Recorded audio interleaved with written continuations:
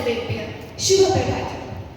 हिमालयं समारभ्य यावदिन्दु सरोवरं तं देवनिर्मितं देशं हिन्दुस्थानं प्रचक्षते। एषः अस्माकं भारतदेशः अस्ति। अद्य अस्माकं देशस्य 80तमः स्वातन्त्र्यदिवसः अस्ति। अस्माकं देशः अनेकैः स्वातन्त्र्यसैनिकैः स्वप्राणत्यागेन स्वाधीनः अभवत्। अस्याः स्वतन्त्रतायाः रक्षणं सम्मानं च अस्माकं प्रत्येकस्य दायित्वम् अस्ति। प्रियमित्राणि, स्वतन्त्रभारते अस्माकं न केवलम् अधिकाराः अपि तु अनेकानि कर्तव्यानि अपि सन्ति। देशस्य एकता, अखण्डता, संस्कृतिः च अस्माभिः रक्षणीया।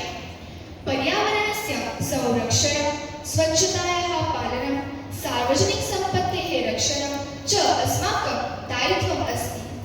सर्वेषां प्रति अस्माकं प्रेम, सहिष्णुता, सद्भावना च भवेत्। विद्यार्थिनः इति नाम्ना अस्माकं उत्तरदायित्वम् अधिकम् अस्ति। समयपालनं, अनुशासनपालनं, परिश्रमः, सदाचारः च अस्माकं जीवनस्य आधारः भवन्तु।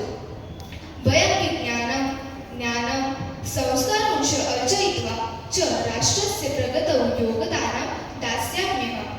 वयं सर्वे स्वकर्तव्यपालनेन एव भारतं समृद्धं, शक्तिशालिनं च कर्तुं शक्नुमः।